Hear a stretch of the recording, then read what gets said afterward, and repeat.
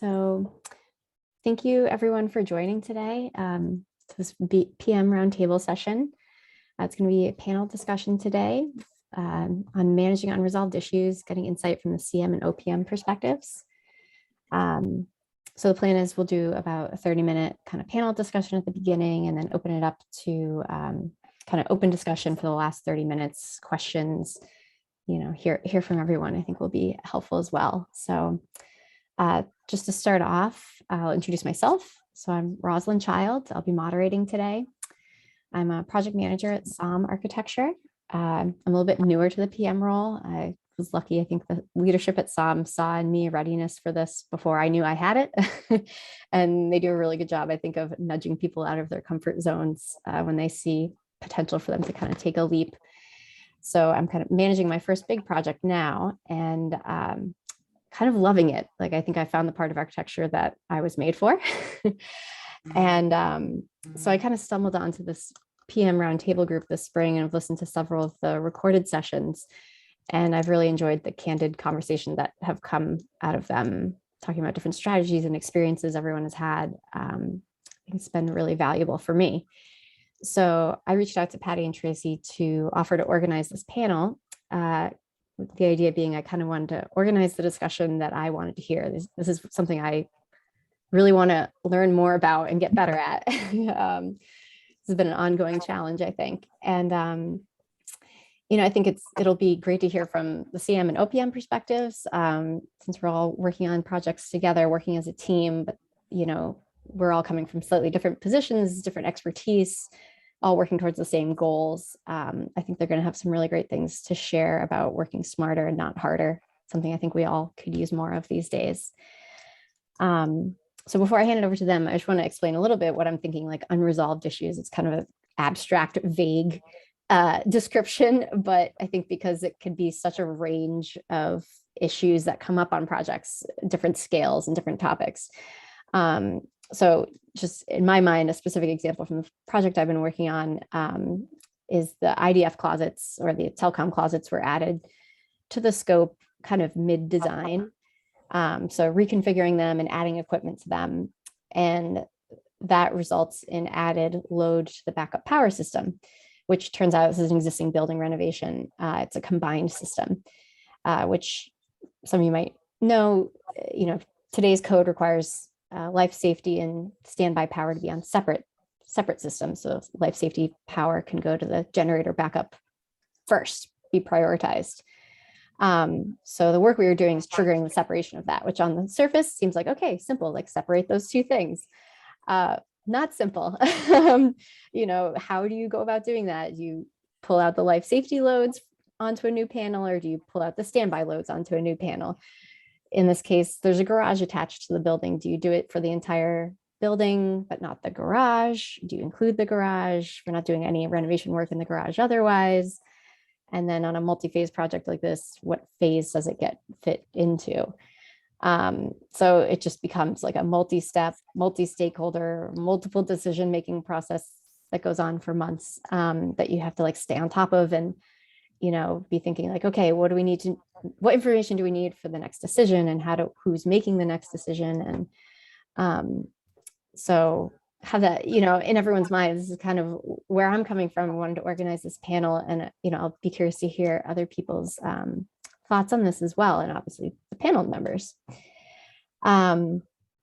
So with that, I'm going to hand it over to the panelists to introduce themselves. Mike, maybe you can go first. Sure. Thanks, Rosalind. Good afternoon, everybody.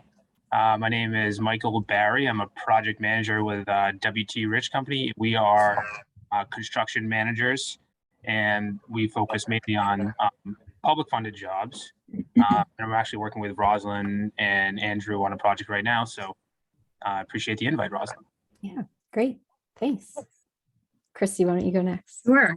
Good afternoon, everyone. I'm Christy Dowd. I'm a senior vice president with Redgate Real Estate Advisors. We are developers and also advisors, which is sort of like project management. We try not to say OPM, but we do real estate advisory and project management, and then our own development.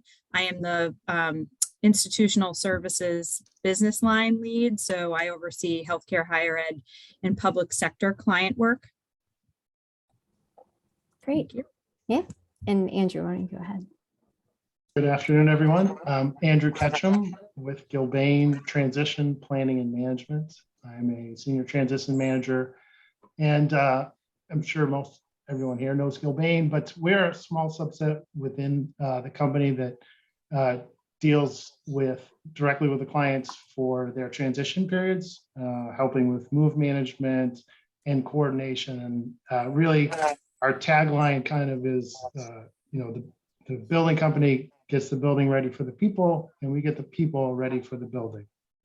So just want to give a little info on this unique group that's in the building code. Great, thanks. And here, I'll take down the slide so we can see everyone while we're talking here. So to start off, I think it'd be great to start talking about the tools and strategies that you three have seen be successful or even not successful sometimes the pitfalls in projects, and any examples that you might have as well. Let me get started there. Well, do you mind if I just jump in and talk from like a higher perspective? Just because my background is more like program management planning and sort of master planning. So I approach all projects starting from the higher level view and trying to look forward to all the things that need to be placed, and how do you really structure a program management plan that has all the tools, the people, the tools and process in place to sort of set up for a successful endpoint, right? So in a lot of the work that I've done has been alternative project delivery, a lot of lean construction, lean planning, integrated project delivery. And what I've learned by working on projects like that is a lot of time spent in the upfront planning. So many of you probably have heard the term, go slow to go fast. But what that really means is setting up a successful project from the beginning is really identifying what the project objective is, and preparing a project charter that actually is used as a roadmap and a tool to align the team to the project objective and what the client is trying to meet, and establishing what everybody's key roles and responsibilities are. And from that, you're really establishing a governance structure and then individual roles and responsibilities for all parts of the life cycle of a project, from planning through occupancy, and who's responsible, accountable, or just informed. So once you set, what the purpose of the project is and get people aligned on that and really understand who's responsible for what and when, then you kind of understand what your team is aligning towards and what everybody's individual delivery is to the project. And then also, thinking about, strategies around having people write team contracts, which is saying like, I, Christy Dowd, as the project manager for the owner, owe you, the architect, these answers on a timely schedule so that you can perform your job to meet these schedule milestones, as one example. So when you start to do that, you really form team building and trust. And that is the first piece that's really critical, is establishing that team trust, because it's all of you that need to work together to be able to problem solve, to be able to, highlight when there are issues, and then figure out the right people to get to the answer to keep moving it forward. So from like a high perspective, like I would just think about when you're starting a project, what's the plan that you need to establish? Yeah, I think just real quick, I'm going to just talk about it from the opposite end, from the very end, like the nitty gritty details. That's really where we get involved, is at the end when everything's hitting the fan and people are starting to come into the building, right? And that level of communication and coordination, and like Christy said, the kind of responsibility kind of matrix, right, that is established to understand like who's going to unlock that door at 6 a.m. for this group of people. Or so ultimately for us, communication is hugely important and very challenging, surprisingly, to do.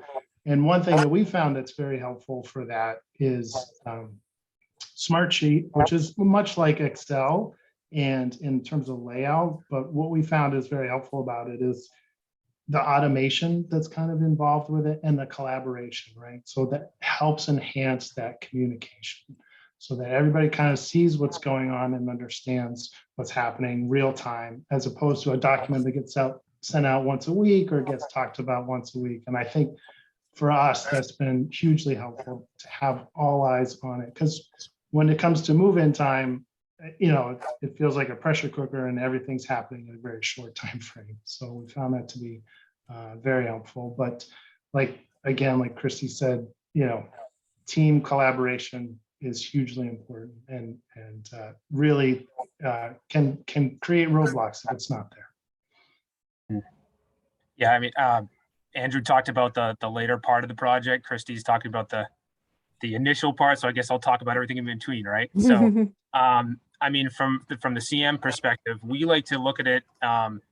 It's really changes. When you speak of changes, you're thinking of on the fly in the field type of changes, kind of like what Rosalind just spoke about some IDF closets. But really, if you can head off the changes at the beginning during design, during SD, during DD, and of course CD design review, then that's huge for a project, right? So there's that part, and that's, from our end, being the CM, we get heavily involved with design reviews and making sure that we do the best we can to get as a team, as everyone was just speaking about, as a team, that they get a package out that we can actually produce and build successfully for the client, right? But then there's in-field changes, and that's really where the teamwork really comes to life, right? If the design team, the CM, the owner, everybody's on the same page, they know the changes that are coming. It's a really easy way to manage expectations. And I think that's a big part of these changes that happen on the fly in a contract, is that, changing where a TV goes on a wall, it seems so minor, but you have to really manage the expectations of everybody, including our team, of the impacts of how that'll happen, right? So how do you do that? Is you kind of play devil's advocate almost, and you have to find out who's being impacted, the time it can be spent, the money that has to be spent. And that's kind of the in-between to get to the final endpoint of what Andrew was speaking about, of really unlocking that door and everyone being happy with the product delivered.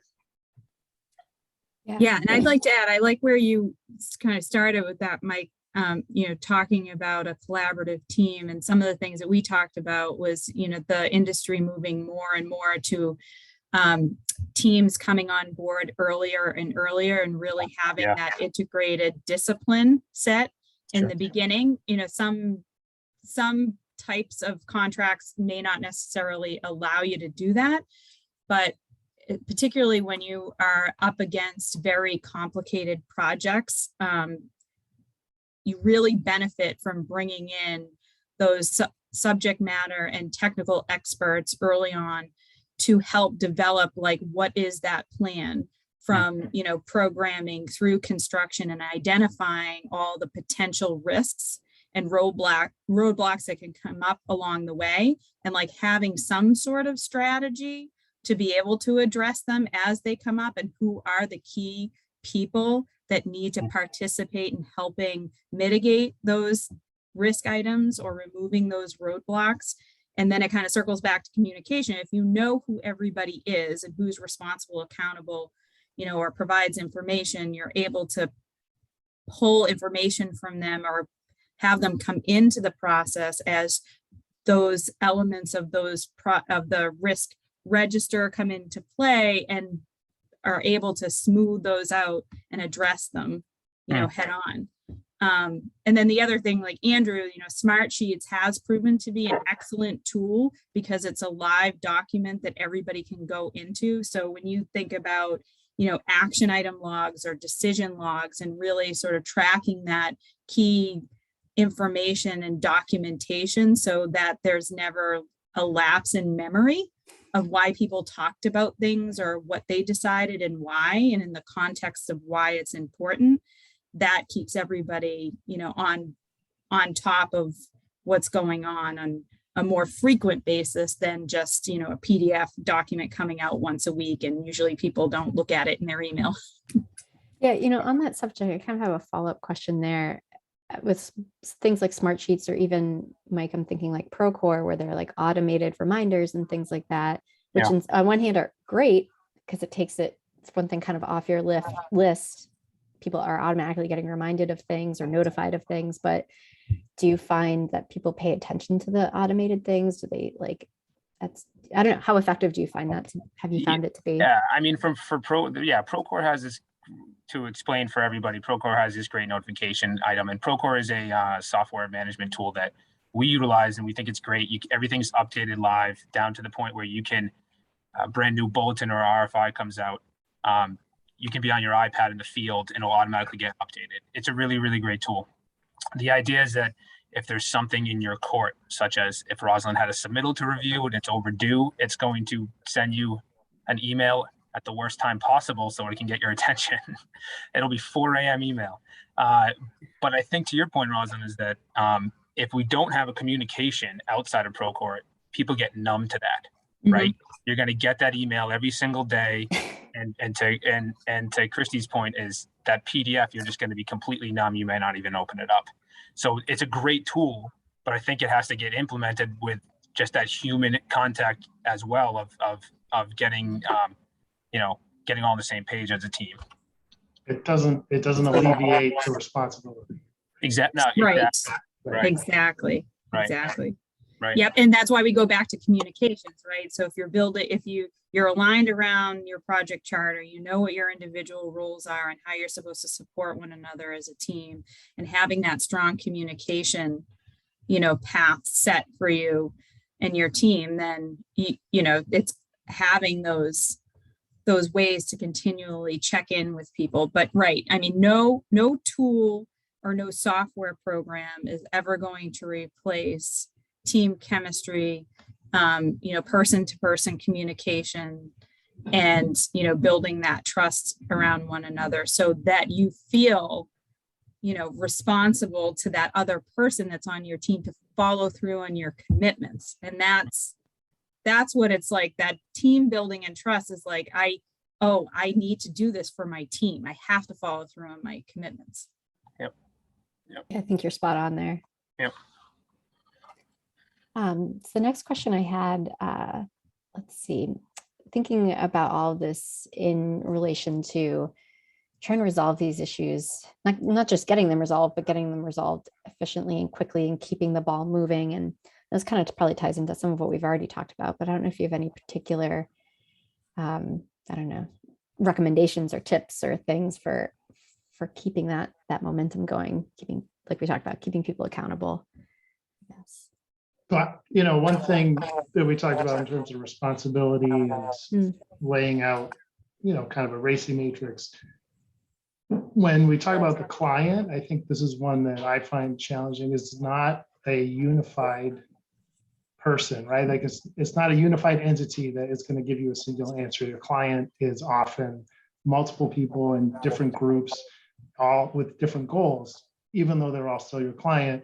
And establishing within that structure who's responsible and who ultimately has the power to make these decisions is really helpful. So you don't just say, is it the architect, is it the CM, or the owner? Okay, if it's the owner, who within the ownership is it? And really kind of drill down deeper into that relationship. Right. And when you're talking about an owner who may have multiple stakeholders that influence a decision, as a project manager, one of the most important roles that you can play is that facilitator and broker of conversations, and trying to, get those key stakeholders that really influence a direction or a decision to the table, and also aligned around, some common element that they can agree to. It's not perfect, but there's a lot of work that the team itself can do to sort of vet certain things for the multi-headed, client before they get there, which is there's a lot of A3 thinking or choosing by advantages and sort of vetting through individual sort of scope problems or changes, then to come around and present to your multi-stakeholder client and just sort of facilitate that decision-making around a common sort of conclusion that the team has come up with around a problem, and that always weighs scope, schedule, budget, and quality issues. But a lot of the job as a project manager is being that facilitator too. Yeah. And Christy's point is facilitating not only what we need, but what happens if we don't get it, right? It's what are the impacts? And I think people respond to impacts a whole lot better than, hey, I just need this, or I need this answered. So if you don't get me the answer to this on time, we won't be able to get bids out to this on time. Or if I can't have a color selection, I can't order your furniture on time. I think when you really, that's our job, right? It is to work for the client and be that facilitator and let them know. They might not know the impacts down the road that we can see. And I think that's our job to point that out to them. Right. That's an excellent point. Yeah. So like Rosalind, to Mike's point, a lot of things, and this can actually be put on smart sheets too. If you create like a critical action log and have, why is it important in the context of why you need it and what it impacts if you can't get to a resolution or an answer by a certain date, it helps everyone on the team and the owner understand that if you can't achieve that, this is what happens.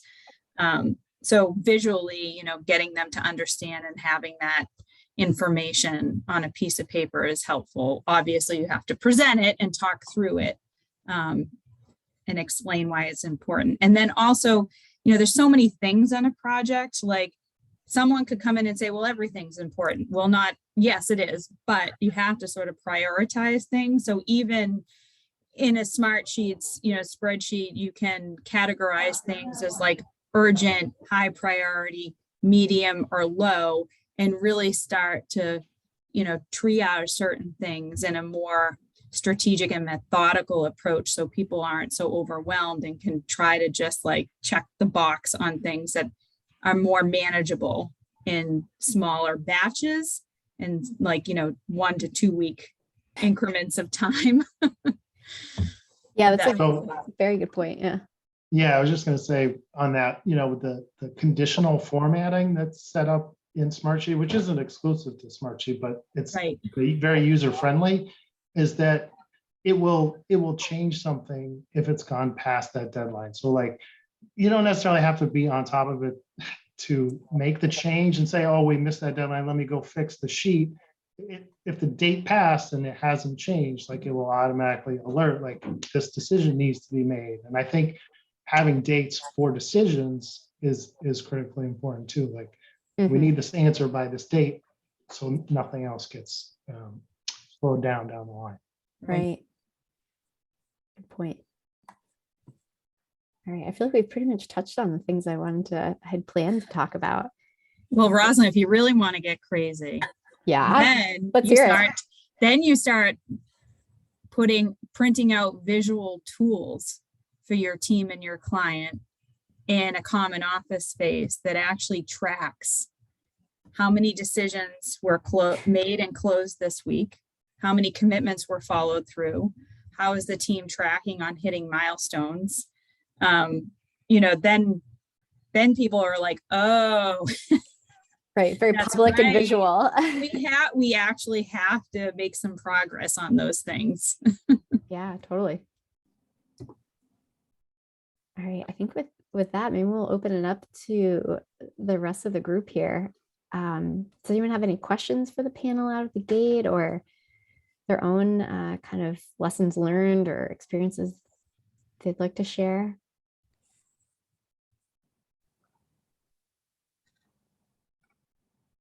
I know, getting things rolling sometimes. Hi, Rosalind. Hi. This is Paula Buick from Wolf Brothers. I think what Christy talked about the beginning, from the very beginning. I think we underestimate how much education we have to give the client about the process. So, because most of them, the multi-stakeholders gangs, are really, this is their first and only project they're going to do.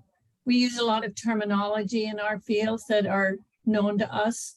And we forget that people, and you guys, you'll see it in the field when something's built and the stakeholders walk through and they were in all the meetings and they say, gosh, I never thought it was going to be like that. Why is the door over there and the counter over here?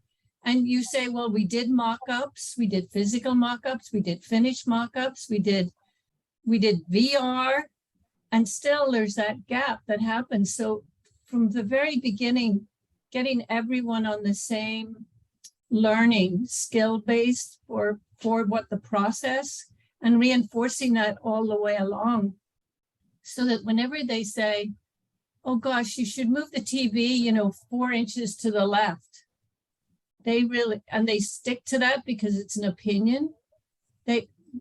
You really have to, if you've educated cultivated your stakeholders, they understand what that means. And they'll say, we're going to live with the 4 inches to the right. That's not where we want it.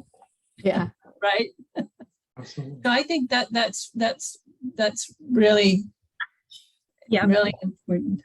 yeah, that I agree with you, Paula, and that happens a lot. And so that goes back to the education in the beginning, like you said, but really good documentation, because memories fade after, a long-term project and they get to, occupancy. And then sometimes there is that going back and and having to remind them, you signed off on this plan, you signed off on this, 3D mock-up.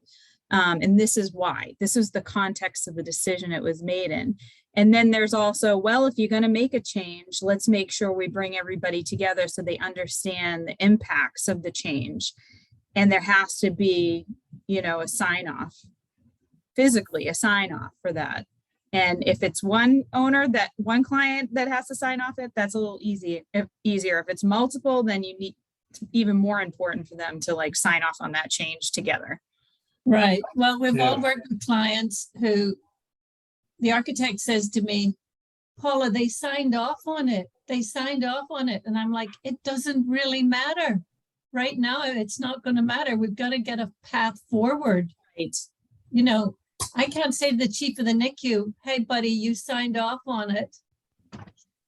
That's not the answer. Yeah. You got to come up with the choice, right? Or Yes. What looks like you're giving them a choice. If Yes. we change it, that the impacts are X, Y, and Z. If we leave it, maybe it's not 4 inches in the exact spot, but it doesn't actually impact your patient care. It doesn't impact the operations and your functions within this space. So would you like to delay your move-in by 4 weeks, or would you like to live with the 4 inches? So Christy, that demonstrates your understanding of which you're very good at, is throwing out the carrots along the way. Mm-hmm. One of the Right. one of the Always biggest, make it look like they have choices. right. One of the biggest challenges I came across was the project was so long, it was a multi-year project, and the design had been done 5 years previously to that, and was the design, and it stayed. So a lot of the key players that made those decisions weren't even with the company that agreed to it in the past. And when it comes to construction time, nobody knew why decisions were made, and that education is so important continuously throughout the project, right? That's right.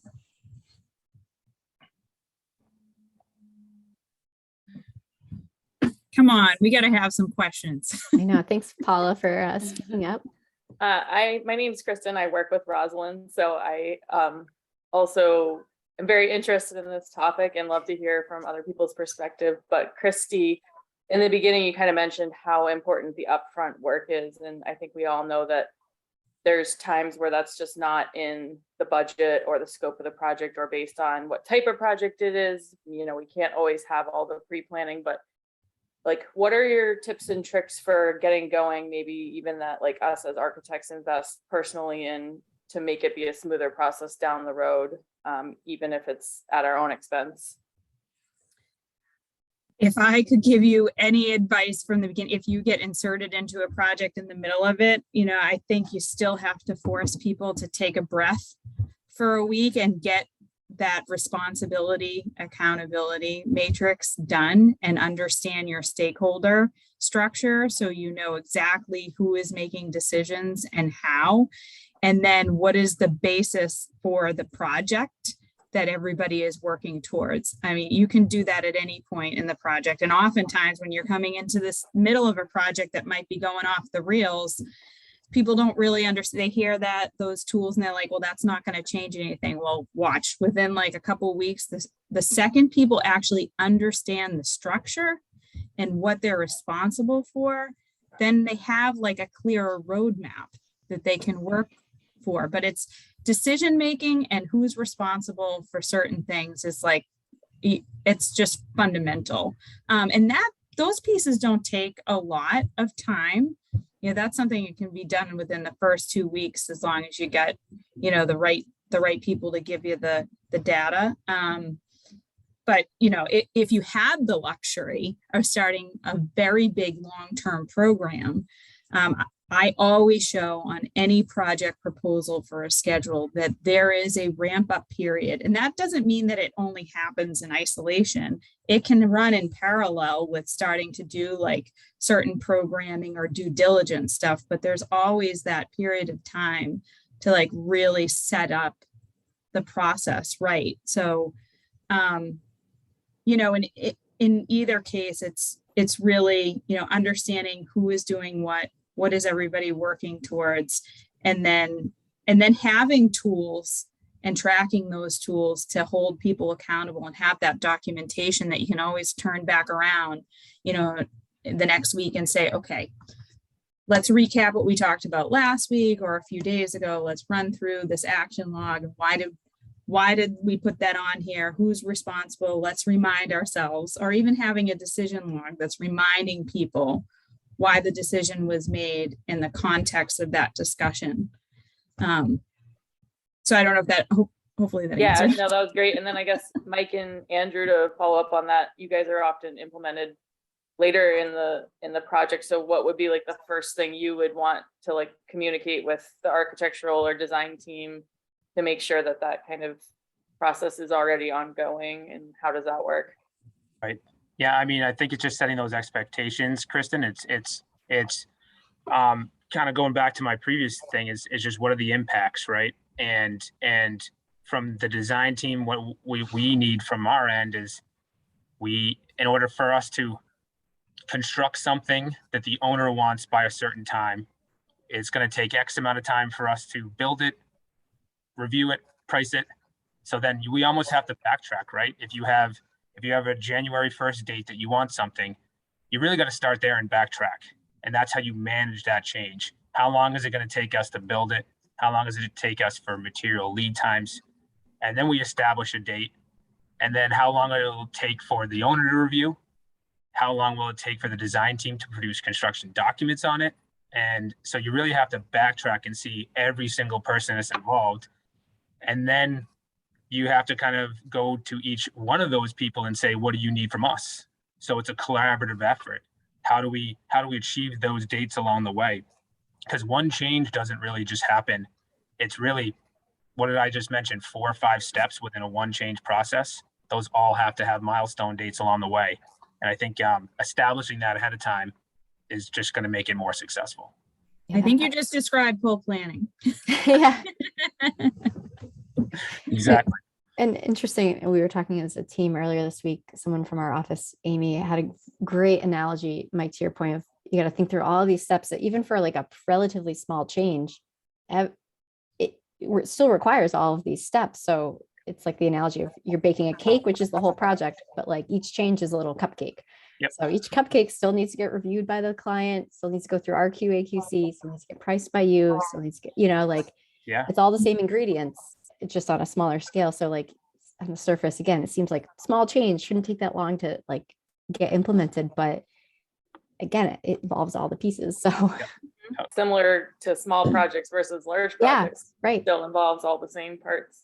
Right. Like so many of these things, like obviously OPMs and CMs are usually involved in bigger, more complex projects, but all of these principles, I think, apply to smaller projects as well and can help them run more smoothly, more efficiently. Right. Absolutely. Right.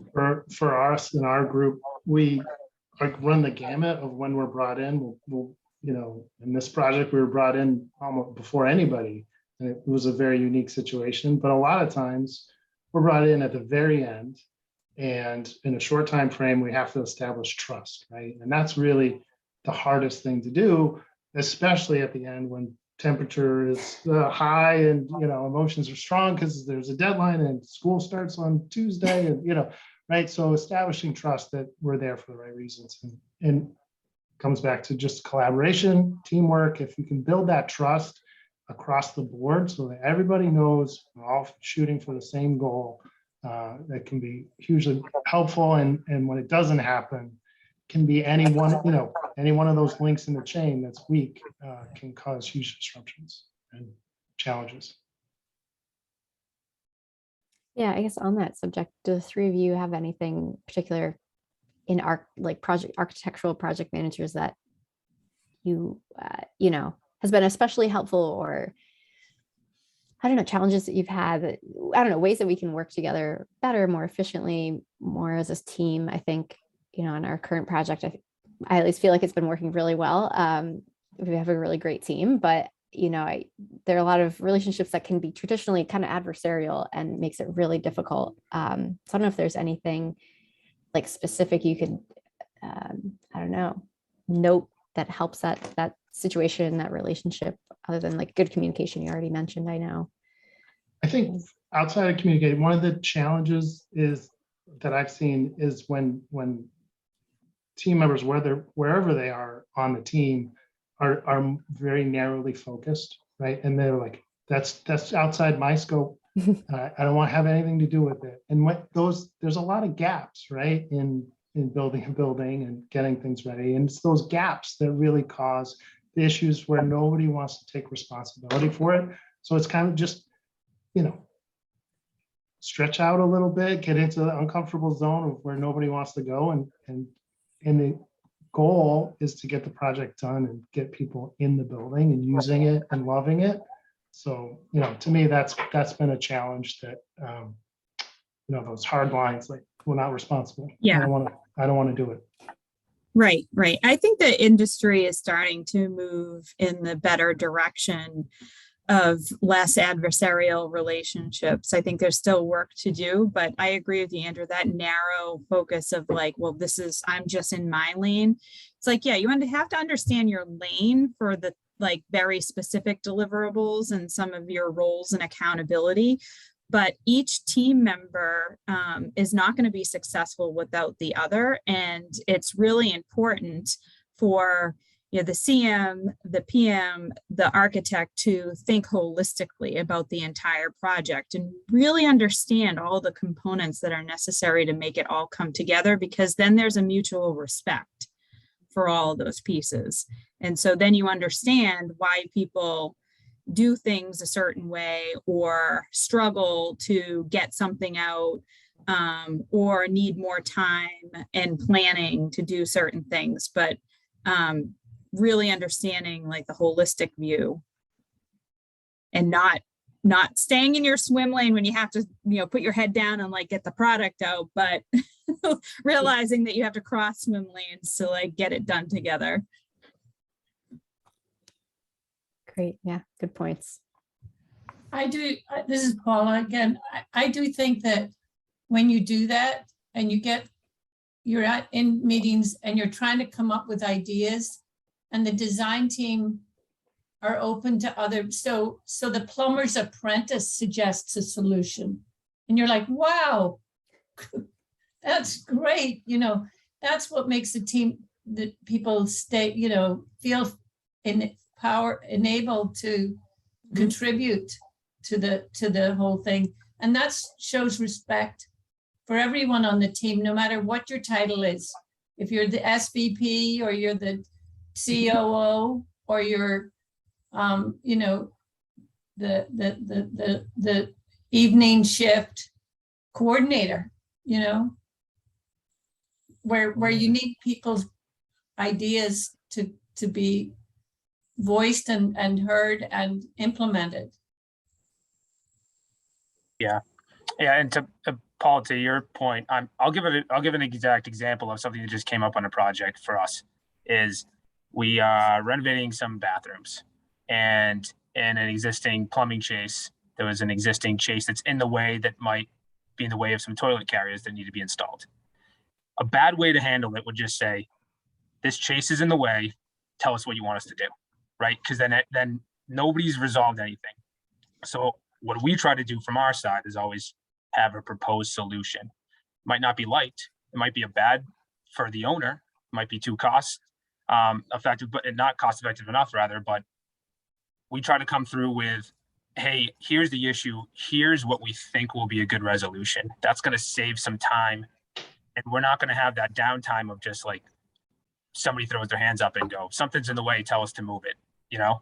And I think proposing those issues and proposing those ideas and coming, kind of like what Paul was saying, the plumbing apprentice came with an idea. That's what we should all do collaboratively, keep going back to that as a team. And then everything gets resolved, much faster. Right. Yeah, absolutely. I think we as a team have also tried to get in the habit, even during the design process, like not just bringing up problems to the client, of course, but like, we found this, we suggest this, like the follow-up, you got to remember not just bringing up the problem, but like the suggested solution or suggested solution. Right. Like you said, helps things move along more quickly. Yep. And a good upfront plan will help you 1,000 times in construction. Yeah, of course. Another thought I had, Christy, you were talking in the discussions about having kind of like the good org chart and like who's the decision makers and who's providing what information, and kind of knowing all of that at the beginning too, just thinking through how much more efficient that can make your meetings and your work plan, even so that you know how to plan accordingly. Like, okay, at this meeting, we're going to get a decision, or we're not, because that person's not there. This is more about like the early discussion. We're going to have a follow-up meeting to make the actual decision. And so that everyone kind of understands and knows what the expectations are. And, we can all plan accordingly. I think it's another. Right. Yeah. If you think about the number of meetings that you have, you want to make sure you're having the right people in the room at the right time. Right. And very clear objectives of what you're trying to achieve at each meeting.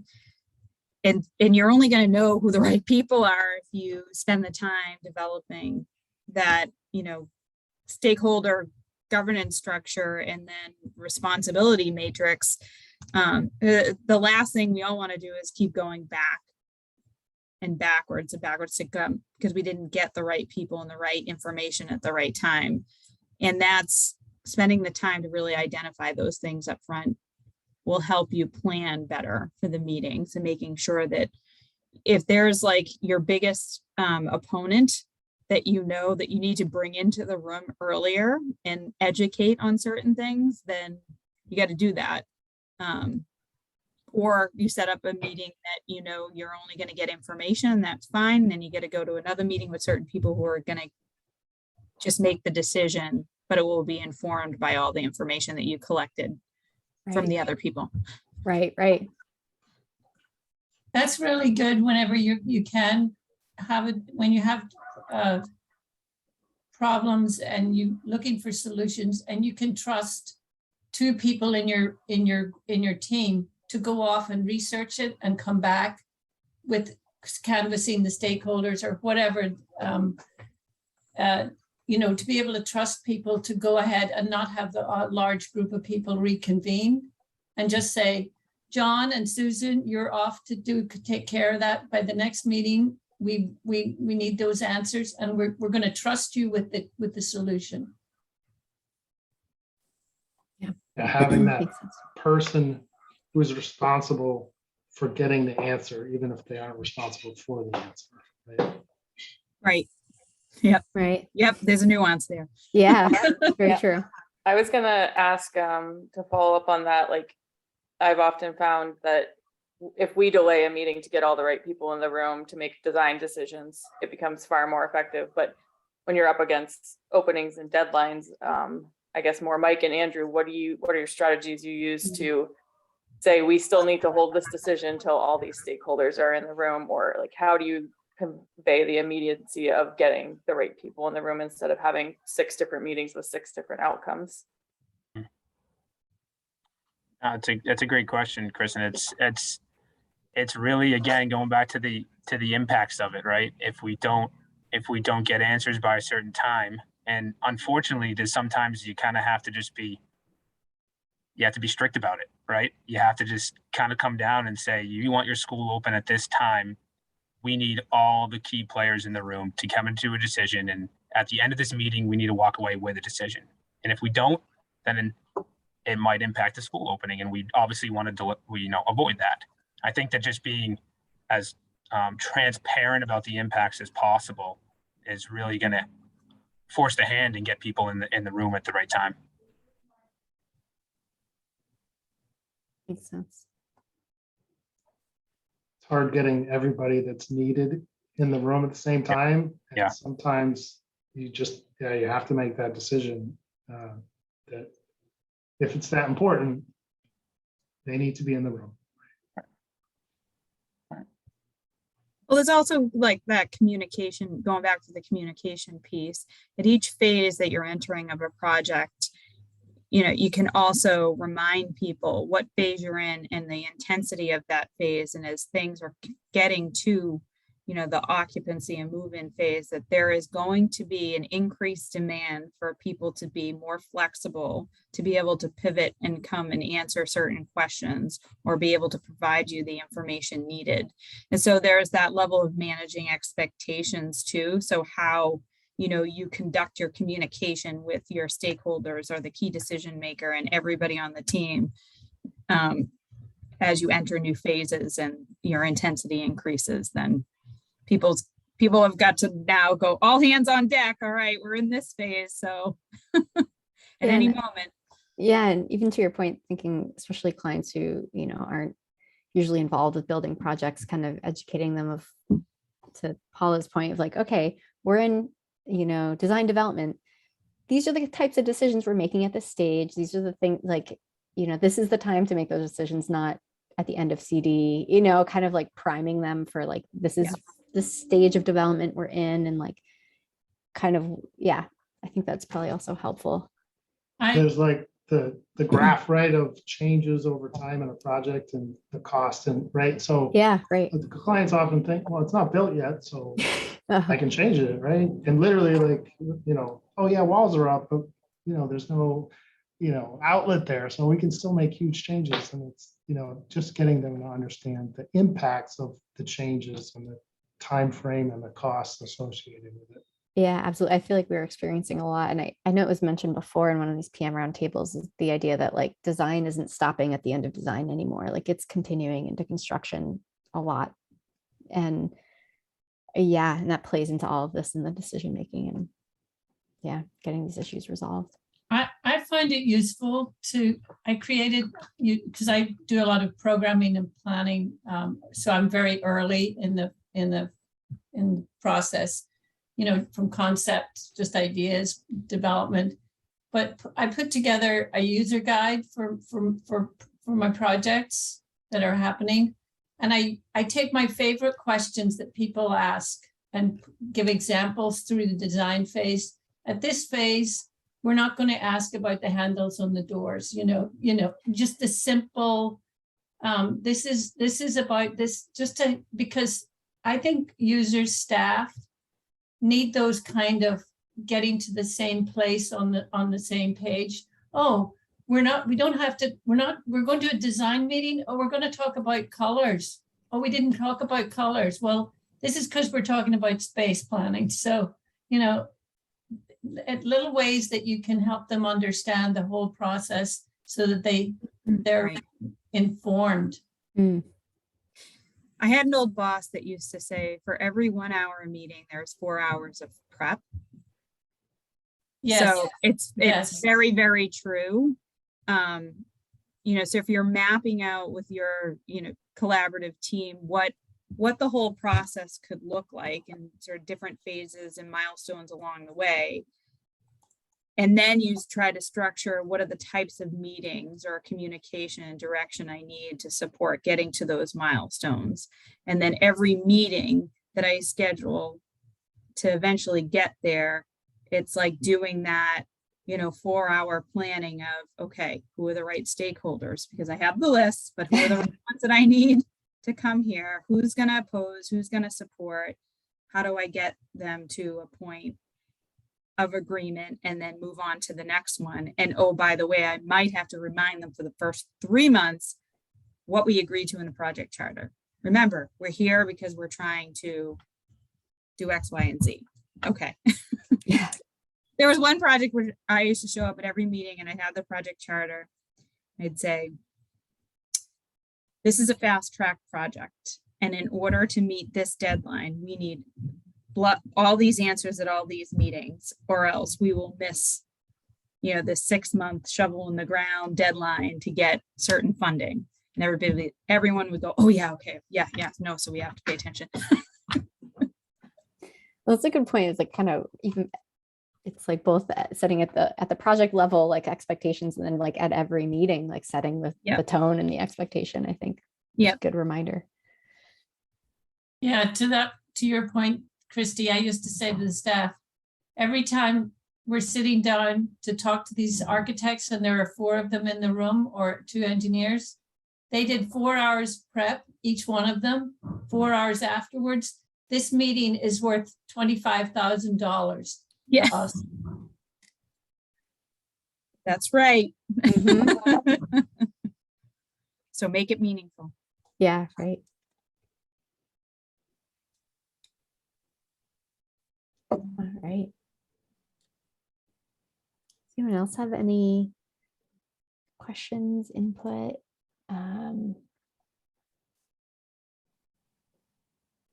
Looking back at my topics here, if there's anything we kind of skimmed over. I was curious if anyone in this group has used Smartsheets other than our panelists here.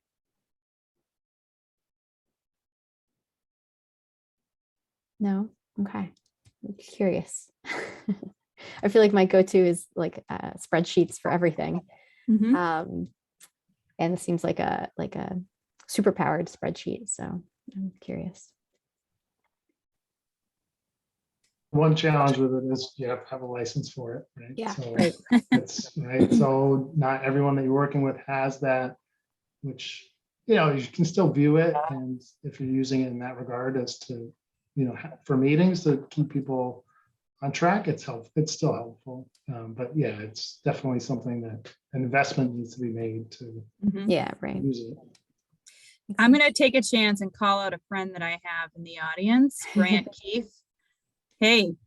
I was waiting for you to do that. I know. I'm like, well, I'm calling him out because he is trying to wrap up a very complex project. And I'm just curious if you have anything to offer and sort of strategies or what you sort of learned in trying to get, your stakeholders at that specific higher ed campus to keep everything moving forward and actually achieve your ultimate deadline to get that project done. Yeah, I mean, all of this was enlightening to me.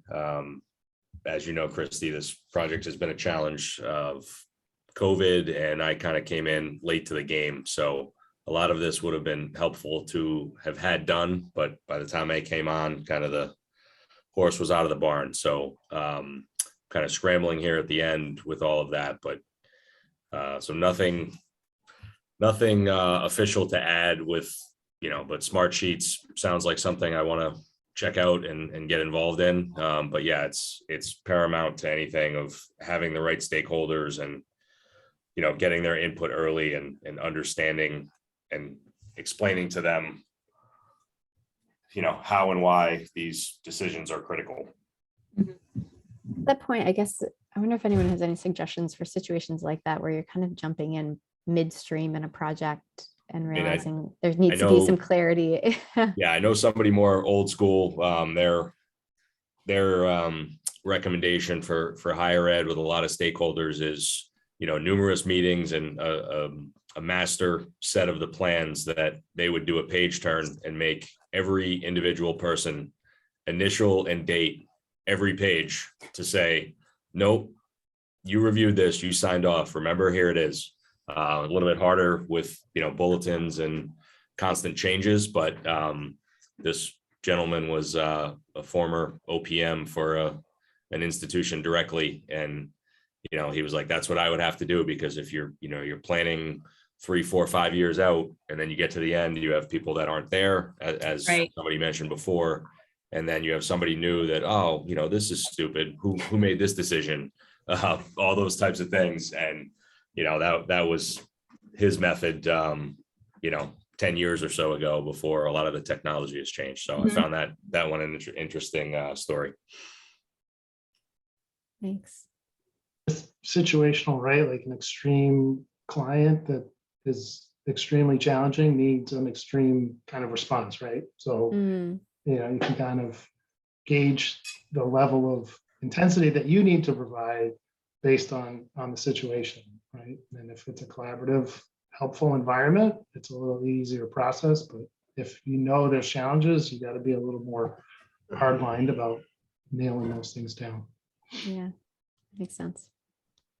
All right, I know a couple of our panelists have hard stops right at 1, so I don't know if anyone has any final, comments or anything they want to make. We can start wrapping up.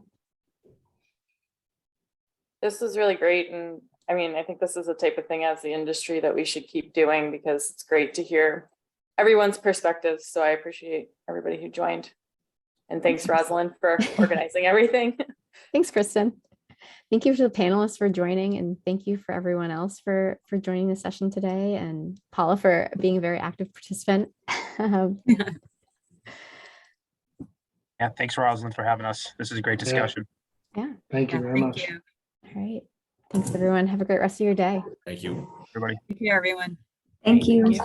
Thank you.